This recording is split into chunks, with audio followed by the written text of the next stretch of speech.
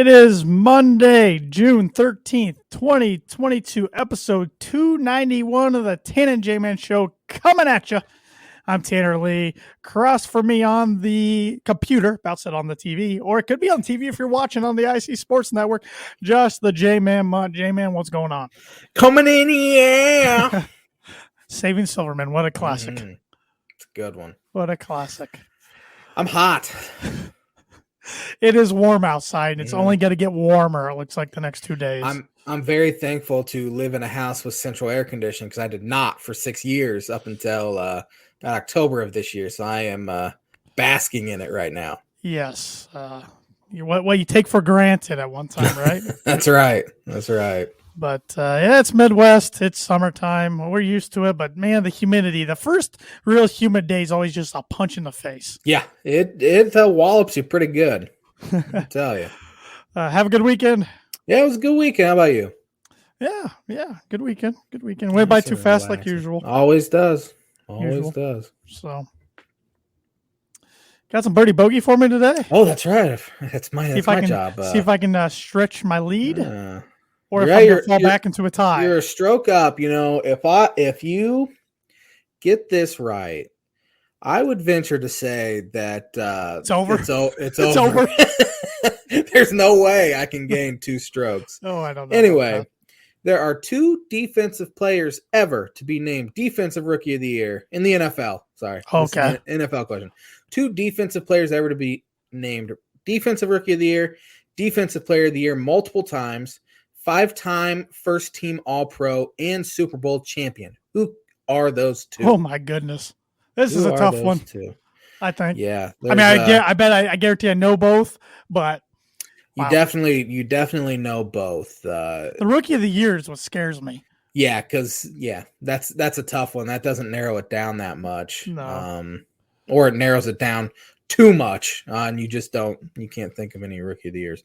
Yeah. But Birdie Bogey is brought to you by Noble Gnome LLC for fresh, locally grown, nutrient-dense produce from Bryce and Katie Romine of Mentone, Indiana. Like them on Facebook, follow them on Instagram, and check out their website, noblegnomellc.com. Get your veggies! I see Friday is National Eat a Vegetable Day. This coming Friday. I will try to eat a vegetable on Friday. I'm a big fan of tomatoes. Big fan of tomatoes. Big fan of tomatoes, yeah. You've said that 3 times. Do you like radishes? Radishes? Yeah. I don't know if I've ever had a radish. I don't think I've ever had a radish either. But I know I like cabbage because that's coleslaw. What else do I like? I like carrots. I don't like cooked carrots though. They got to be cold. You got to be raw? They got to be raw. They got to be raw, cold carrots. Those are good to snack on. Yeah, not bad. Dip them in some ranch or something. Yeah. I'm getting hungry. That's what I was trying to do. So go visit their website, noblegnomellc.com. Get your veggies. What do you want to start with tonight? It's all up to you tonight. Well, let's talk some baseball. I'm going to let you drown your sorrows a little bit. Your book at the prediction definitely came correct. It came. I said it'd be I forget my exact words, but I knew it'd be a bloodbath. 5-run average. The Yankees would win by an average of 5 runs or something per game, or overall in the series, or I don't know the exact words. Oh, it doesn't. It seems like it would have been more than that. I thought you said 5.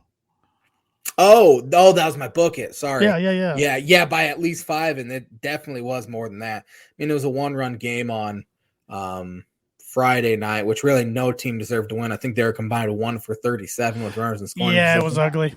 And then Yankees hit 6 solo homers on Saturday, and then yesterday put up 18 runs. That's a team that's just head and shoulders above where the Cubs are, obviously, right now.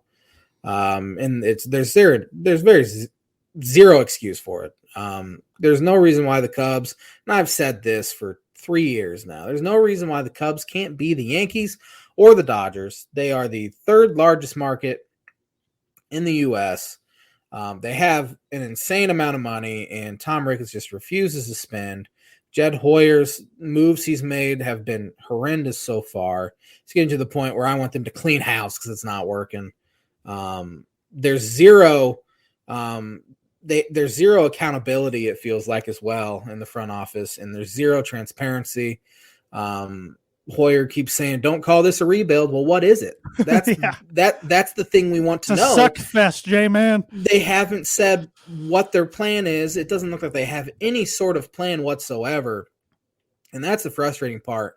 I mean, you know my Cubs fandom, and yes. You'll be shocked to learn that I had opportunities to watch the Cubs over the weekend. I was home, didn't really do a whole lot, and I just didn't.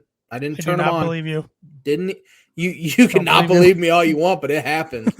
I did not watch them when I was at home. No point. There's zero redeeming quality about this Cubs team. Wilson Contreras has been good. Ian Happ's been good. Chris Morel's been fun to watch. But other than that, you have the minor leaguers starting everywhere else. Frank Schwindel and his .260 on base percentage starting every game at first base. He's terrible defensively at first base. He's a DH playing for he's for one a DH that can't hit, playing every game at first base, where he's just terrible at. Patrick Wisdom striking out 35% of his plate appearances. Nick Madrigal, I've talked about that here recently. I actually have some stats here on Nick Madrigal that are just kind of shocking because he's a guy that puts the ball in play so easily. But Nick Madrigal has not had one barrel this year. He has not hit the ball on the barrel once. He's one of just 3 hitters with at least 75 batted balls not to have a barrel. Lorenzo Cain and Jose Iglesias are the others. His average exit velocity is 86 miles per hour. It's only the 48th worst in baseball, but his minus 0.9 degree average launch angle is the second worst in baseball. He's just beaten every single thing into the ground. The average distance of his batted balls is only 100 feet. 100 feet, which is not only the lowest in baseball, it is the lowest by a lot. 111 feet is second worst, and there are only 7 batters under 120. That is from Sahadev Sharma of The Athletic. But that trade didn't work. The Rizzo trade, so far, it's too early to tell, obviously, because the guy they got, Kevin Alcantara, is 19 years old, but he's mashing in low single A Myrtle Beach. So that's looking like it could be a good one. Chris Bryant trade looked like it could be okay. Caleb Killian made his first career start. He was the kind of headliner of the Bryant trade. He made his first career start last Saturday against the Cardinals and pitched fairly well. Another guy, Alexander Canario, has been struggling in Double-A, but he's starting to heat up a little bit, has a ton of raw power. And then the Javi Baez trade's actually looking really good so far. Pete Crow Armstrong is arguably their best prospect in the organization right now. He started the year at Myrtle Beach, hit .350. Now he's up in South Bend, still hitting really well. So he's looking like a future starting center fielder for the Cubs. But again, those guys are so freaking far away that who knows when they'll be up, for one. But you're going to have to spend a ton of money just to make this team competitive next year. And I doubt the Ricketts are going to be – they're going to want to do that. And it's getting to the point where people aren't showing up to Wrigley Field, which has not been an issue since like the 90s, the mid to late 90s. They are putting out promos for weekdays in the summer, June, July, and August. Monday night, if you buy a ticket, you get a free beer. On Tuesday night, if you buy a ticket, saves you about $14. It saves the fans about $14. On Tuesday night, if you buy a ticket, you get a free glass of wine on a Tuesday night. Then on Wednesday night, you get a free mixed drink. They're so desperate to put people in the stands, but they wouldn't be having to do this sort of stuff if they just put money into their team to make them halfway competitive. Which they're not. They're on pace to go 63-99 right now. Their pitching staff's terrible. Their offense is terrible. They went through a stretch where they went 0 for 45 with runners in scoring position from Sunday night against the Cardinals up until yesterday afternoon when they were already down double-digit runs. That's how pathetic this offense is. That's how pathetic this roster is. There's really no end in sight either. And honestly, I want it to be as embarrassing as possible. They're only 3.5 games out of having the worst record in the sport. I wish they'd just lose out. Just lose every single game. It's not going to happen, but a man can dream. I want this to be the most embarrassing season a team has ever had, where the Ricketts have their tails between their legs. Jed Hoyer's embarrassed. And it's just other than that, I just don't see things changing. I just think they're going to be back to the terrible Cubs teams of the years past under the Chicago Tribune when they were owned, when they just refused to spend money and put together competitive teams. They had some fluky years in 84 and 98 and 89, and 2007 and 2008 for that matter. After, when the Tribune was starting to sell the team, they started to spend a bunch of money just to maybe we'll get lucky and win one, and they ended up not doing it. But Ricketts brought a championship to Chicago, and now they're like, what else do you want from us? If I could go back in time in October of 2016, right after the Cubs won the World Series for the first time in forever, and I told you where this team would be in 2022, what would you have told me?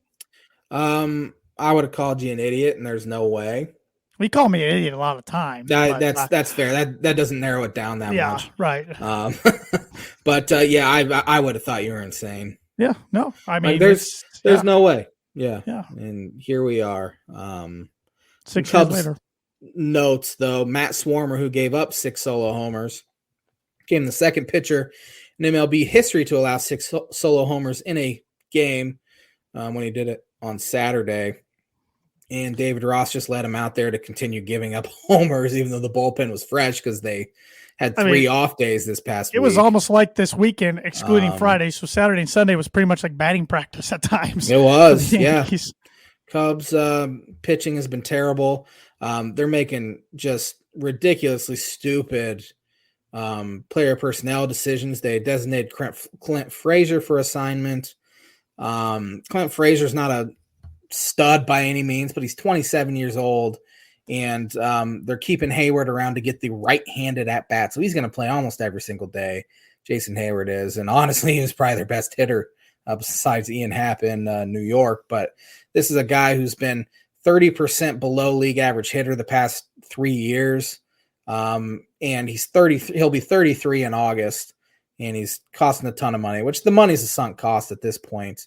But you're letting a 27-year-old former first-round pick outfielder who has one of the highest walk rates in baseball, you're just letting him go to give a 33-year-old Jason Hayward, who will not be there when they're good again, if they're ever good again, at bats. And it's confounding. I have no idea. And there are reports that Hayward being taken off the roster wasn't even really discussed at all. That's fun. Which is just, it's terrible. It's pathetic.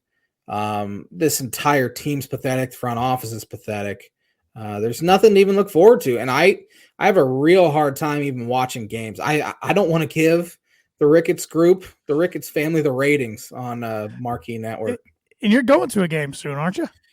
I got free tickets. That's the only reason why I'm going to a game. Fair enough. Going to refuse to buy a single anything inside the stadium. I'm going to buy a water outside. I'm not eating inside. I don't want to support anything the Ricketts are doing. Oh man. But some decent things of note here. Ian Happ since May 9th is hitting .281 with a .368 on base percentage, a .526 slugging percentage, 43% above league average hitter with only a 16.5% strikeout rate, which is the best of his career so far. Over his last 101 games, he's hitting .296 with a .388 on base and a .556 slugging. That is an elite offensive player right there. And man, if he can just continue to do that at that pace, that's a guy you want to sign to an extension. Same with Wilson Contreras. He's been the best catcher in the entire Major League Baseball this year.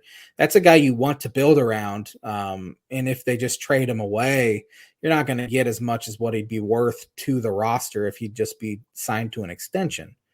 It's so frustrating.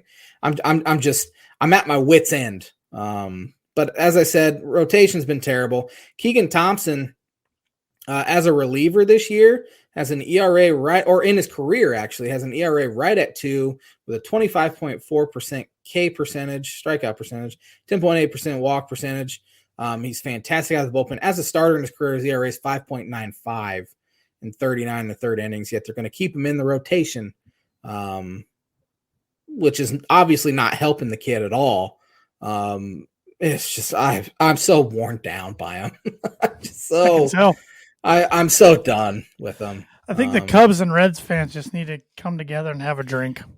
Yeah, I wish the Reds would overtake them. Is what I'm hoping for. That's really what I'm hoping for. Elsewhere around baseball here, Yankees are 8.5 up on Toronto, and Toronto's really good too. They're 35-24. The Yankees just keep on winning. The two smashing that ball. Two New York teams, man. Mets are 40-22. Could we see a Subway Series 22 years later? Yeah. They've won 40 of their first 62 games for the first time since 1986 when they beat the Boston Red Sox. The Atlanta Braves, though, are kind of hot on their heels. They're only 5.5 back now. They've won 11 straight games. The defending champs are getting hot. It would not be surprised me if the Mets fold and the Braves end up overtaking them there. The Phillies have played better baseball since they fired Joe Girardi. They're right at 500, so they're kind of hanging around. Will Joe get another job, you think? I can't imagine Joe gets another job. Probably shouldn't have got this one, to be honest. Not. He's a pretty bad manager.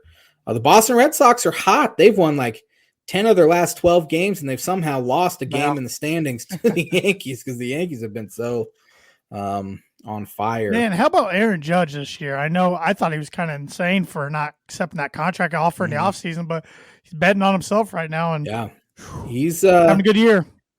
Yeah, he would be the odds-on favorite, in my opinion, to win the American League Most Valuable Player. There's another guy that's real close, and it's probably Trout, actually. There's another guy in the American League that's putting – or I think it might be Jose Ramirez of the Indians, or Guardian, sorry. I knew I was going to do that at some point this year. That's why it took this long. Yeah. Aaron Judge has been fantastic. I mean, he hit about 9 homers over the weekend.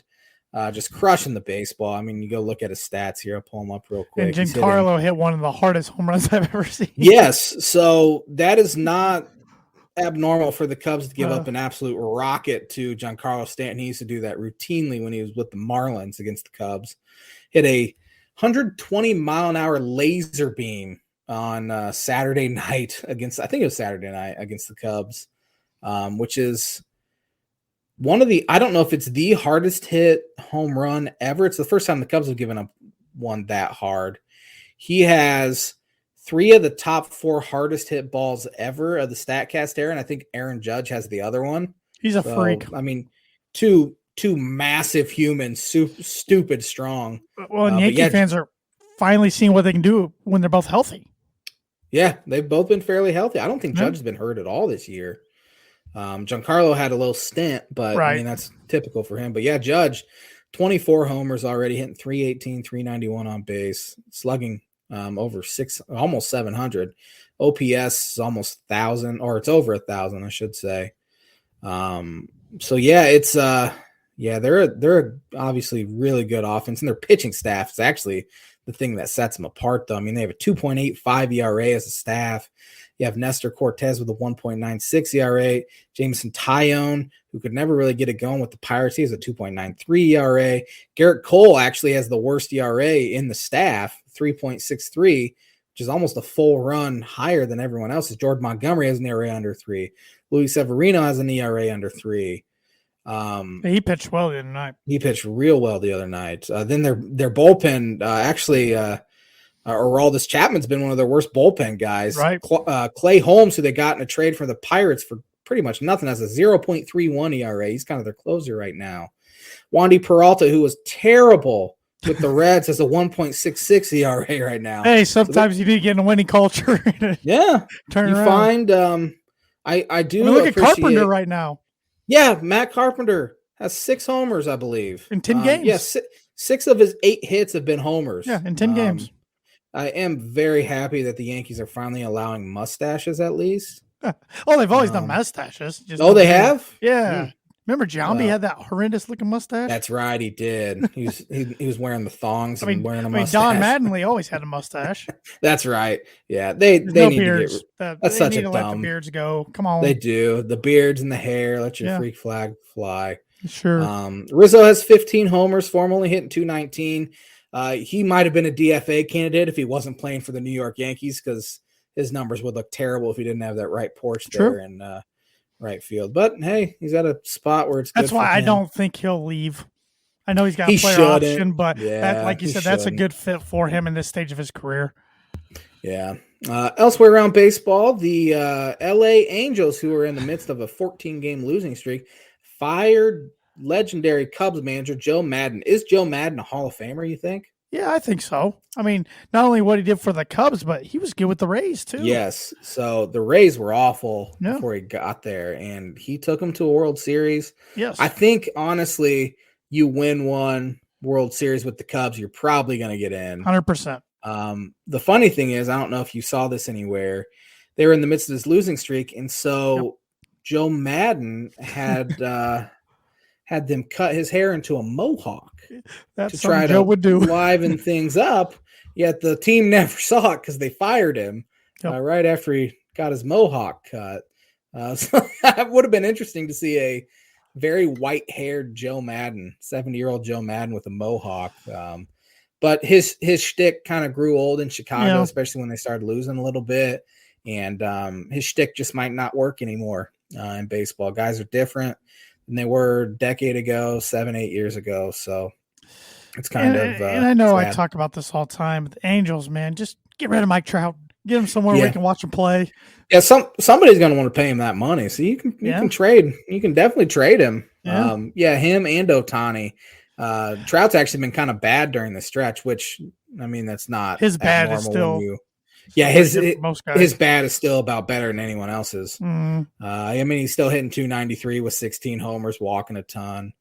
Shohei Ohtani's still been good offensively, but no one else is really doing anything. Their pitching has been bad for a while now. It's kind of interesting because really you look at their stats and like, man, that's a decent team.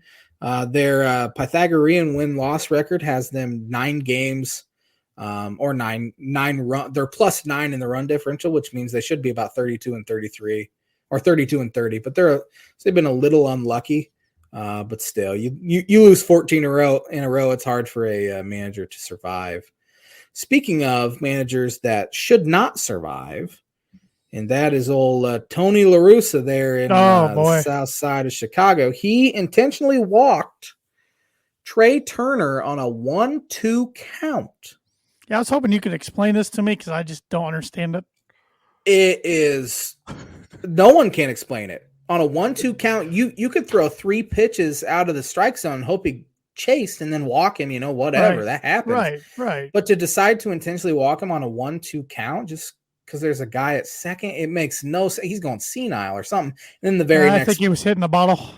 Yeah, definitely hitting the ball. He's definitely a boozer for sure with his many DUIs, which should have been a reason enough not to hire him. But old Jerry Reinsdorf is a little past his time too. Mm-hmm. He should be selling the White Sox and the Bulls at this point. He had to hire his buddy Tony, and now you can't fire your buddy. So this White Sox team that should be pretty good is not very good. They're 4 games under 500. My bold prediction. Yeah. But as I said, walk Trey Turner and then gives up a 3-run bomb. And Tony said, "Well, it was a no-brainer to me to walk Trey Turner. He could have easily gotten a hit and a run scored." Well, then you don't intentionally walk him. You try to get him to chase. Yeah. Like if you hang a slider, and he hits it out, whatever. And it's not even like looking in hindsight just because Max Muncy hit a 3-run homer. It has nothing to do with that. It has everything to do with that. It's just in the 5th inning too. In the 5th inning, you're going to intentionally walk a guy. Makes zero sense. He has taken a roster that should be a pretty fun baseball team to watch, all of that, and he's turned them into a not very fun. Remember that guy Yerman Mercedes retired last year because La Russa threw him under the bus, and then he ended up coming back. But La Russa threw him under the bus because he hit a homer off a position player on a 3-0 pitch when they were blowing the Twins out. He has sucked the fun out of this Chicago White Sox roster. They've had some injuries, and the White Sox fans are blaming their injuries, but it's really, you look at their injuries, they're right middle of the pack. Nothing spectacular as to why they're not playing well. They're just not playing well. Their team's not producing. Yasmani Grandal is hitting 185. Jose Abreu has a 759 OPS. Tim Anderson is hurt. Jake Berger is a terrible defensive third baseman. AJ Pollock, who they traded for, 84 OPS plus, which is 16% below league average. Luis Robert hasn't been nearly as good. Adam Engel's been bad.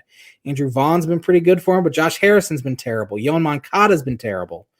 And then you look at their pitching staff. Dallas Keuchel was terrible, and he's no longer there. Johnny Cueto's actually been pretty good for him, which is kind of shocking. The corpse of Johnny Cueto, as I like to Didn't call know him. he's still in the league, to be honest. Yeah, but their bullpen's been bad. So it's a culmination of things, and I think you need to jumpstart the roster by firing Tony La Russa. I just don't think Jerry Reinsdorf can do it. I don't think they will either. They should, but they won't. And again, they're only 6 games out because I don't think that division's very good. The Twins are 8 games over 500. The Indians are 3 games over 500. They're in second place. So White Sox are still hanging around, but I don't know how much longer they can take it there, right, in Chicago. And fans were chanting "Fire Tony" the very next game. So it's getting ugly there on the south side. I moved to the suburbs, and all the sports teams go to crap. Interesting. I'll leave it at that. Yep, all my fault. No, good stuff. A lot of interesting storylines going on around the MLB right now. Yep. Well, the hockey Stanley Cup Finals are set. For the 3rd year in a row, the Tampa Bay Lightning are headed to the Stanley Cup, where they'll face... How many they won of those two? They won both of them. They did? Okay, going for a three-peat, huh? Yeah, they won in last year over the Canadiens, in 2020 over the Stars. They also won way back in 2004 over the Calgary Flames. That was right before the strike year. But I looked up because I was curious, when's the last time a team's made it 3 years in a row to Stanley Cup? The Oilers were close in the late 80s. They had 3 out of 4 years they made it, and they won all 3 of those years. But it looks like the New York Islanders, they won 4 in a row from 1980 through 83. So I think that was the last time that a team's made it 3 straight times. When does it kick off? Wednesday night. Puck drop. Wednesday night. Puck drop Wednesday night, game 1 in Colorado. Colorado's first Stanley Cup appearance since 2001 when they beat the Devils, their 3rd in franchise history. Hopefully it's a repeat of the last 2 in which they won. So, I've been, I've watched every playoff game I can that the Avs have played. And, the end of the series in the against the Oilers made me nervous. I didn't think there was no way they were going to come back there and get it done. I thought they were going to have to get it done back in Colorado, but they got the sweep and did not see that coming before the series started. So this Avs team's pretty darn good. Their offense is really, really good. Goaltending game to game. I have to say, I've not watched a single second of hockey playoff. I have not watched a single second of hockey all year. That doesn't surprise me. But here's a little interesting. I almost made this a birdie or bogey. If it was me, I would have made this a birdie or bogey question potentially. I don't know. It's pretty hard. But the Lightning versus Avalanche is the first Stanley Cup final in NHL history to feature 2 teams that don't end in the letter S. It is also only the 2nd time in the history of the 4 major U.S. sports that this has been the case. What's the other one, Josh? There's only one more? Yes. What well, sport? you got to think. Well, let's think here. The NFL, we know from previous episodes of the Tan and J-Man show, that can't be because every team ends in S. Yes. And then So in baseball, you have both Sox. And then basketball, you have the Heat, Jazz. I already forget. The Heat and Jazz, I know for sure. Mm-hmm. The Thunder. Mm-hmm. Was that it for the NBA? There's one more NBA team you're forgetting. Heat, Jazz, Nuggets, Timberwolves, Clippers, Pelicans, Spurs, Lakers, Kings, Blazers, Thunder, Rockets, Magic. Did I say Magic yet? There you go. Magic. Okay.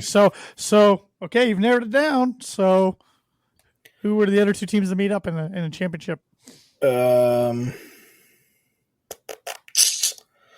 Let's Thunder and Heat. There you go. Yep. Nailed The Thunder is the one I forget all the time. Like right away, Yeah. I was thinking of it earlier. I'm like, it's Jazz, Heat, Magic right away. And then I'm like, oh, Thunder. I always forget about them. What year was that? That was a LeBron year. Yeah, now. that was like 2013, 12? 2000, yeah, 2012. Man, that was a strike year. Because that was when Harden was still there, right? In Oklahoma City, because they had Harden, Westbrook, and LeBron. Yes. And Durant, I mean. Yeah, Harden had only been in the league like 2 years at that point. Yeah, the Heat took him in 5. Yeah. So it wasn't much of a series there. Yeah. But yeah, looking forward to watching the Stanley Cup Finals. Hopefully it goes the Avalanche way. That'd be fun. And we will see. We will see. Can you name me the last 5 Stanley Cup winners? I just gave you one of them. Well, you gave me 2 of them. The Lightning. Well, yes. Yes. I guess I did. The LA Kings won one in that 5-year span, I bet. No, they won one in 2014 and 2012. Oh, shoot. I know Ovechkin got one. So the Capitals. Yes, 2018. Yep, over the Golden Knights. Got that right. Penguins get one. Penguins got 2. 2016 over the Lightning, Okay. or over the Sharks. 2017 over the Predators. I remember the Vegas Knights lost in their inaugural season. Did they lose to the Capitals? Yes. Okay. Yep. 2019, you're forgetting. 2019. Was it the Nashville Predators? Did they win or did they lose? They lost in 17 to the Penguins. Okay. I don't know. The Blues over the Bruins. Ah. So I remember our good buddy Connor Thompson was pretty pumped about that. Yeah. And then, of course, you have the Blackhawks in 15 over the Lightning, and 13 over the Bruins, and 10 over the Flyers. I remember where I was watching the 2010 Stanley Cup Finals when the Blackhawks won. Mm-hmm. I was sitting in a hotel in La Crosse, Wisconsin, for whatever reason. I just remember that. Good memory. I don't know why. Yeah, good memory. But should be an exciting series. The Lightning definitely the team. I would have rather played the Rangers. I think it would be the easier series for the Avalanche. But even when the Rangers were up 2-0, I thought the Lightning would win the series, and they did just that. They're just a solid team. And it's a city that loves their hockey. You wouldn't think Tampa loves hockey, but they do. They get behind them a lot. Tampa's won quite a bit here recently. Oh, man. Have they ever? Have they ever? So, well, before we get into a bunch of golf talk, why don't you educate me a little bit with some on this day? Education. Who won the 1895 British Open at St. Andrews? Tom Morris. I don't know. J.H. Taylor. Come on, Tanner. On this day in not a lot of good ones in the 20s here. On this day in 1937, Joe DiMaggio hit 3 consecutive homers against the St. Louis Browns. It's a pretty good one. Yankee Clipper. Is that who the Yankee Clipper was? Mm-hmm. Is that who Kramer was trying to get his attention on Seinfeld? Yeah. That's one of my favorites. I was just watching that episode the other day. That is a classic. At the end, he walks in. Oh, my God. On this day in 1948, Babe Ruth's final farewell at Yankee Stadium. He ended up passing away on August 16th. How old was the Babe when he passed? He was young. Yeah, I knew he wasn't very good health. Yeah, I don't think he hit 50. He liked his brewskis and his hot dogs. Yep, he was 47. No, 53. Sorry, he did hit 50s. Math is hard. My math was a little off. But yeah, he was a young one. On this day in 1953, who won the U.S. Open men's golf? 53. That would have been before Jack. That would have been before Arnold. Ben Hogan? You got it. Oh. He beat Sam Snead. He won it by 6 strokes. Oh. Yeah. Prettiest swing ever, according to a lot of people. On this day in 1957, Teddy Ball Game, Ted Williams becomes the first American League player to have 2 3-homer games in a season. Has there ever been a month we haven't had a Ted Williams on this day on this podcast? I had to throw him in there just because he's on there.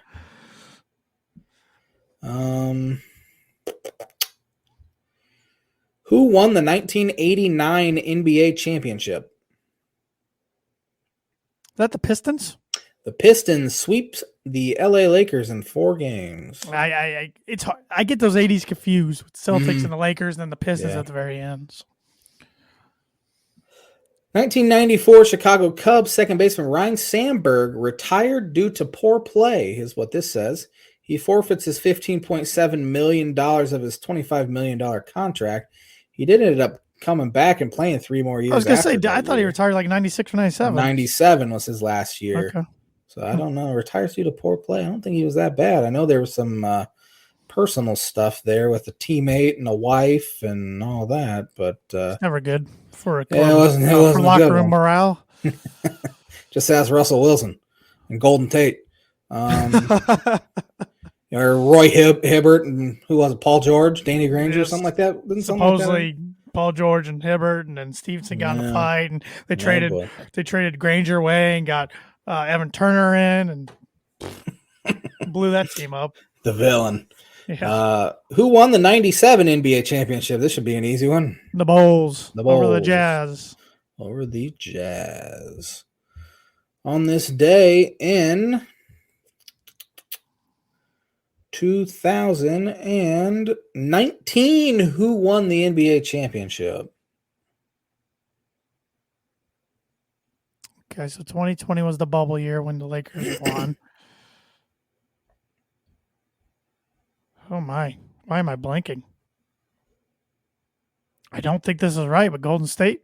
Toronto Raptors. That's right. Beat Golden State. Yeah, kind of a forgettable. It is. It is. Just Kawhi Leonard's 1 year up there. Yeah, it wasn't Golden State or LeBron. That's why it's forgettable. It was the Kawhi Leonard year. Yep, Kawhi Leonard won MVP. Yeah, wow. That is going to do it for on this day. I even remember watching that. Jeez.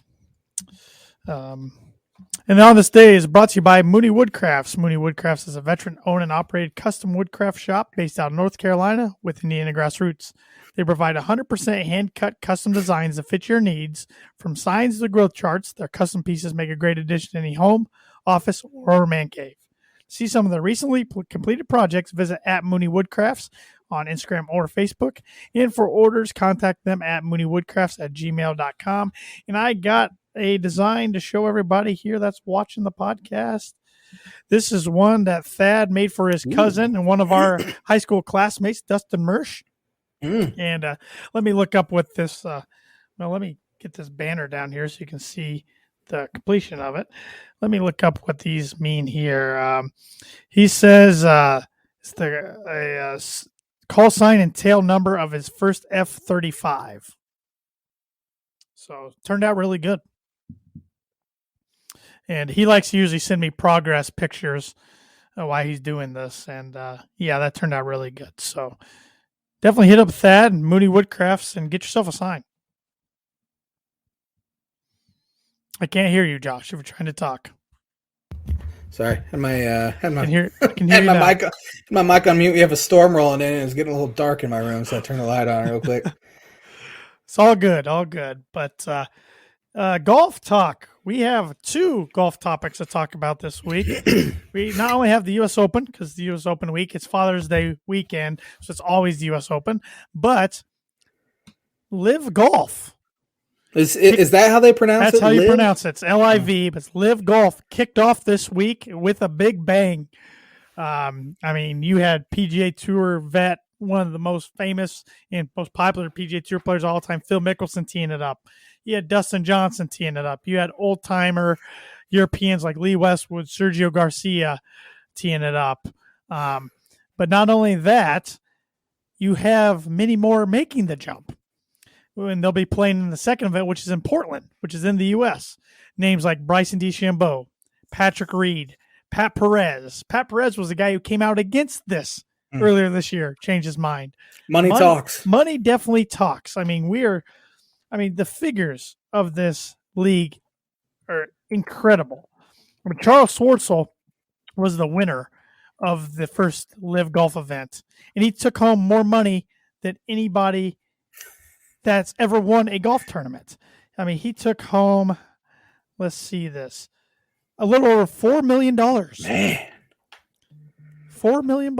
Why wouldn't guys join? I mean, his team, because they have teams. You draft teams, and he's a captain of his team. His team won $3 million for the team event. Man, So all 4 golfers finished in the top 10, including 3 in the top 3. I mean, Dustin Johnson, he's getting paid $125 million. Phil Mickelson, supposedly $200 million. Bryson DeChambeau, supposedly $100 million. There's no cuts. There's 54 hole tournaments. There's only 8 of them, and 6 of them are played in the U.S., I believe. And you can still play in the 4 majors. That's the thing a lot of people don't understand. Because the Masters, the U.S. Open, the PGA Championship, and the British Open are not governed by the PGA Tour. Mm-hmm. Now, the PGA Tour has come out and said any player that plays in the LIV Golf or plays in the future cannot play in PGA Tour events. So that's the big scuttlebutt this week. Should they be allowed to still play in PGA Tour events? It's, money talks. And if you're taking home $4 million in a tournament, why wouldn't you want to join this league? So are they like essentially signing them to contracts, like a $200 million contract to play in this?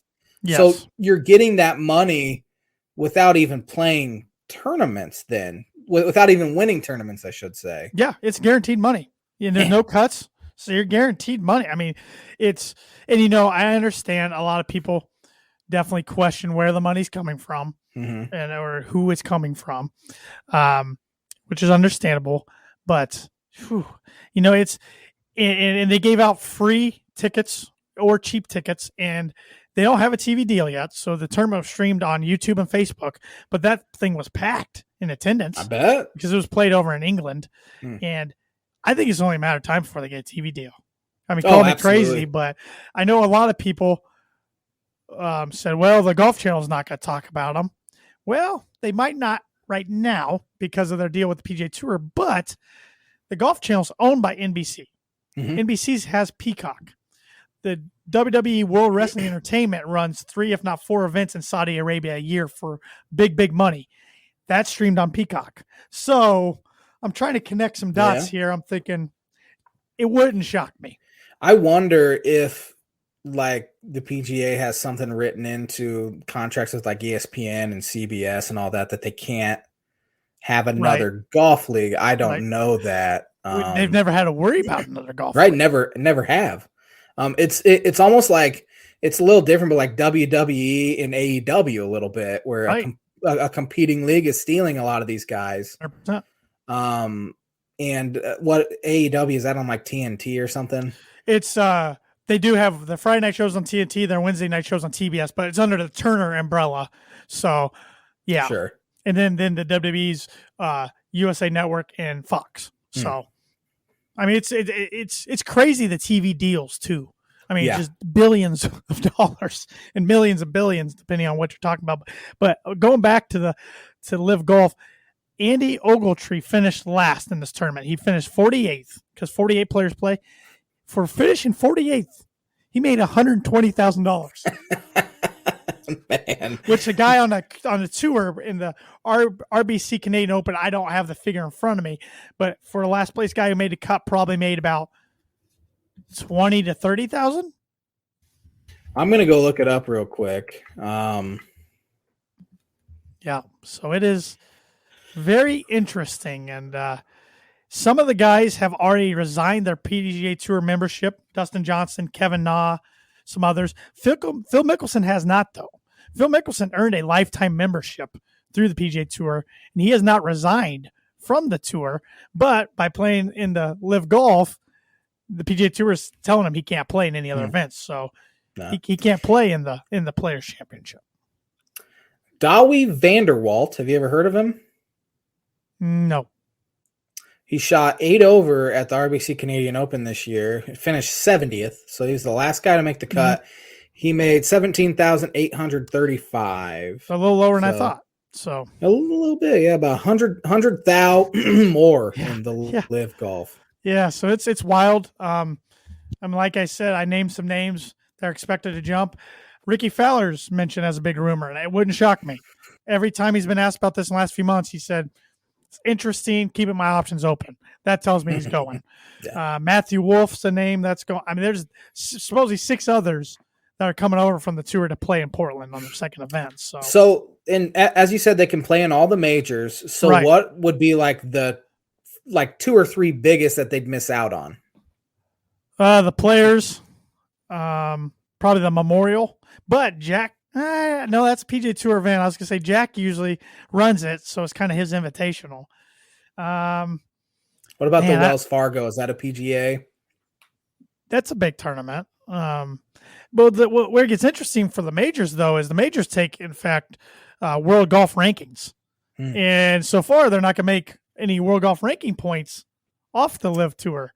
So some of it, somebody like Ricky Fowler might have a tough time ever getting in a major field. I don't know.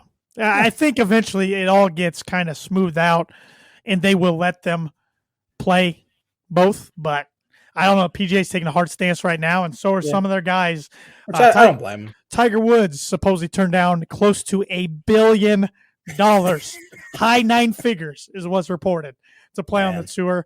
Rory McIlroy, Justin Thomas, Jordan Spieth are 3 big guys of the tour that Colin Morikawa, or John Rahm. Okay, so there's some guys right there that have been tour backers, especially McIlroy and Justin Thomas, been outspoken about it. McIlroy kind of took a shot at Greg Norman after his win yesterday. It was his 21st career win. And he said one more over than a certain someone. Greg Norman had 20 career wins. So kind of taking a little dig at him. Yep. The PGA Tour needed Rory to win that in the fashion he did, a close one over Justin Thomas. That's what they needed. It's just going to be interesting moving forward. It's going to be interesting. I mean, potentially this could crumble. You know, my dad compared it to USFL back in the day, but I don't know, man. The more stars that jump, I mean, I understand Bryce and DeChambeau and Patrick Reed are probably a pain in the butt to a lot of people on tour, but those are 2 guys you watch to either root for or root against. Now the tour doesn't have those guys, so they're losing a lot of star power every week lately. So we will see. Yeah, I'm interested to see how it all shakes out. And it would be real interesting if this weekend it comes down to somebody like a Dustin Johnson or a Phil Mickelson in the final group, and you got a PGA Tour guy against a LIV Golf guy. How's the crowd going to respond to these guys? Is Phil going to get cheered or booed? We haven't seen him play at the PGA or a tournament in America this year. So, do you think fans really care? Like if the LIV Golf gets a TV deal, you'll be able to watch these guys every single week. I'm gonna watch both tours. The more golf, the better. I think I'm a believer. Competition is good for everybody. Healthy, yeah. That's no matter what you're speaking of. So it will be interesting to see how it all shakes out. But the U.S. Open this weekend is played at the Country Club in Massachusetts. I got a word association segment around the U.S. Open. I've done winners in the past, so I thought we'd give some attention to guys. Everybody forgets the runner-ups. Everybody forgets who gets second place. That's right. So last year that was Louis Oosthuizen. Louis, he's been like solid his entire career. It feels like he's always in that top 10. Yes. At majors. Is he a South African fella? Yes, and he's another one on the LIV Golf. I should have mentioned him too. Yeah, he's always been good. Matthew Wolff. He's a younger fella, isn't he? Yeah, and he's one that his game the past 2 years has went to shambles. Really? Mm-hmm. Huh. Why do you think that is? I don't know. I know he struggles with a lot of mental things. He's had to take time off. He's had to get some therapy. I mean, he's got the funkiest swing on tour as is. Yes, I remember. He's got a little pre-hip motion. But, I mean, when he came on tour and won right away, I'm like, all right, he's going to pass Fowler for the Oklahoma State, and he's going to pass Victor Hovland, but hasn't really happened. Brooks Koepka. Haven't heard his name in a while. He's due. That's one I could see jumping to. He doesn't even seem like he enjoys playing golf. So why not go to a tour that's going to play 8 times a year, play in the 4 majors? He's all about money. Didn't he say he gets bored in the middle holes and then turns it on the final couple? Yep. Yeah, he does seem like a guy that doesn't even like the sport. He's just good at it and makes money. He got married last week, so we'll see if that impacts anything. Tommy Fleetwood, another member of the LIV Tour.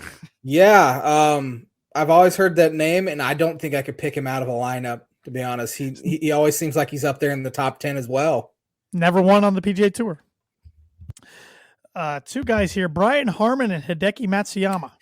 Brian Harmon, I saw win a John Deere Classic. Yep. I was sitting on 18, I remember, and I watched him win a John Deere Classic. Who was the other guy? Hideki Matsuyama.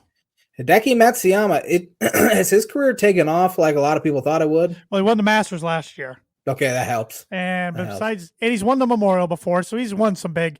He was in the news recently. He got disqualified from a tournament a couple weeks ago because he had paint on his fairway wood. Paint will make the ball spin differently. Really? Yeah. Did not know that. On the face of the club, and you can't tell me he was doing that for practice and forgot to take it out of the bag. It's the Sammy Sosa. I was using that in batting practice. Exactly. So, it's like, come on, man. You've played long enough. You know what you're doing. 3 guys here: Jim Furyk, Shane Lowry, and Scott Piercy. Jim Furyk is a John Gross lookalike.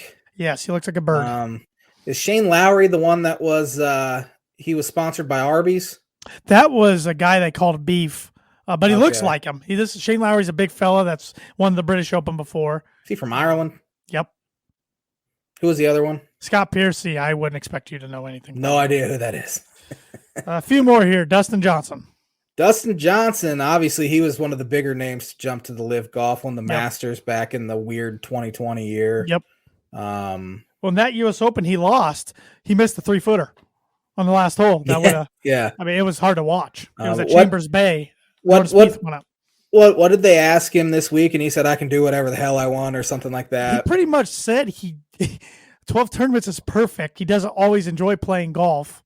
And then you have the rest of the year do what he wants. So I think people, golfers and really professional athletes in general, we all think they love what they're doing. Mm-hmm. I think a lot of them just do it because they're good at it and they get paid to do it. I'm sure a lot of them have a love for the sport. Yeah. I'm sure they did at one time, and then they got burned out, and it became a job, and so. All right, 4 more here, 3 more years, but 4 more guys. Eric Compton and Ricky Fowler. The first guy I'd never heard of before in my entire life. Yeah, he has. I don't think he has a tour card anymore. He was a heart transplant guy. That's cool. It's interesting. He about smashed my dad with the golf ball at a golf tournament once. Hit the water bottle out of my dad's hand. Holy crap! Too bad it didn't hit him. He might have gotten something from another hole. Dad didn't even see it coming and knocked the water ball right out of his hand. Ricky, I don't think he's ever going to get it done. He's not in the U.S. Open field as of now. He tried to qualify last week because there's qualifiers and stuff. Didn't make it. Won a playoff to be an alternate. Going into the day, he's the second alternate. So if 2 guys withdraw before Wednesday, he'll get in. Somebody will. You would think 2 guys would. Maybe. You're saying there's a chance. Jason Day and Phil Mickelson. Jason Day, he had the vertigo. I haven't heard a whole lot from him since. Back issues, too. And back issues. Phil Mickelson was the other one. Yep. Old lefty. He was the first guy that we'd heard, like superstar with the LIV Golf. So. And he's sporting the black leather jacket. He looks like Eric Bischoff from WCW NWO for the 1990s right now. He looks like just a villain. He's got a little facial hair going. He is kind of playing a villain, isn't he? Kind of is. And the last 2 guys, Graham McDowell and Michael Thompson. Don't know who Michael Thompson is. He was a guy who showed promise and kind of. You've probably heard of his sister Lexi Thompson. The LPGA. She's one of the better LPGA players. I've heard the name Graham McDowell, but again, probably couldn't pick him out. Won a U.S. Open back in like 2010. That's about all he's done. I think he's on the LIV Golf too. Another European, so Irishman. And that is I forgot to tell who sponsored the Word Association segment. That is Proforma Print 2 Promo Group. If you're looking for a trustworthy, dependable resource for your next trade show, company picnic, or sales meeting, Proforma 2 let's start that. Proforma Print 2 Promo Group has over 50 years combined experience in promotional products and commercial print. They strive for fast and efficient response for all your print needs. You need to look no further. Let them be your one source print and promotional company today by giving Barbara Van Weinsberg a call at 574-210-3815. U.S. Open picks, J-Man. You know what it's going to be. This will be the J-Man's Book It prediction of the week. Rory McIlroy will absolutely win this one. Coming off a win at RBC Canadian Open, which I wish we would have picked this last week because I would have booked him and I would have got it right. But the J-Man's He's hot, man. He's hot. He's rolling. J-Man's Booker prediction of the week brought to you by Indiana Farm Bureau insurance agent Travis Watchering for life, home, auto, business, renters, workers' comp, and farm insurance. Contact Travis at 219-869-4561. His email is travis.watchering@infb.com. Roy's last 5 starts, he's finished 2nd, 5th, 8th, tied for 18th, and he's won. He's one of just 4 golfers to finish in the top 10 at 3 or more of the last 5 U.S. Opens. He's the number 1 ball striker in the world over his last 20 rounds. Man, if he's hitting it well this week, and he might blow the field away with the way he's been playing. But you took Rory. I can't take Rory then. I got to take somebody else. Man. Could John Rahm repeat? Xander Schauffele is the only golfer to finish in the top 10 to each of the last 5 U.S. Opens. He's knocking on that door. Could Bryson DeChambeau or Dustin Johnson win it?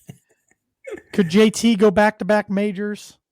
Well, I'm going none of those guys. I'm going Cameron Smith yet again. I went with him on the PGA. He's getting close. I think he gets it done this week. He's kind of your Rory. He's kind of has been lately for some reason. You've picked him quite a few times. I like the Aussie.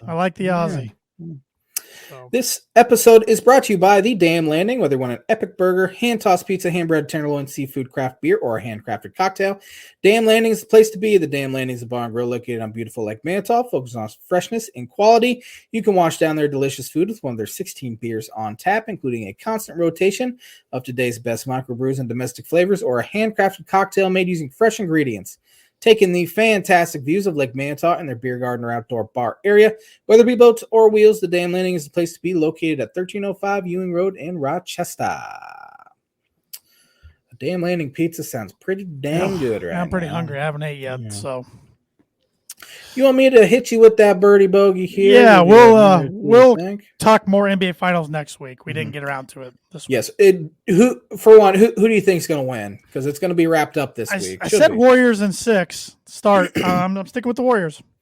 All right, Warriors got a big one the other night. I think Celtics in 7. I just think Celtics. I change my tune every game. So yeah.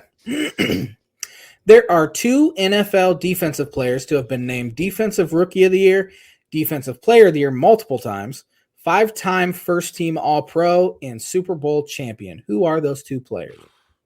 There's so many guys that come to my mind. Yeah. Super Bowl champion, MVP. If you get both of them wrong, you get a triple bogey. Nope. False. Do I get a par if I get one right? Absolutely. All right. Oh, I don't know about this one. There's a shot. Ronnie Lott. Good guess, but no. You have one shot to get a par here. Ray Lewis. No, you got a bug, bro. It is Aaron Donald, because he just signed his big deal. Didn't even come to my mind. Yeah, Aaron Donald and Lawrence Taylor. Didn't even come to my mind. Yeah, I forgot the Giants won a Super Bowl. Yeah, they did. You know, I thought Charles Woodson maybe. Yeah, Woodson would have been a good one. Good guess. Oh, Ronnie Lott was a really good guess. So was Ray Lewis, though. Yeah, because I knew for a fact those guys won Super Bowls, of course. And yeah, those are. Yeah, it's a tough one. Good question. We're tied again. 5-4. We are. But you have the leg up on me because I have to go next week. Thanks for watching the Tan and J-Man Show live on the ISC Sports Network. Everyone, stay healthy, stay cool, and we'll be back at it next Monday. Have a fantastic week, everybody.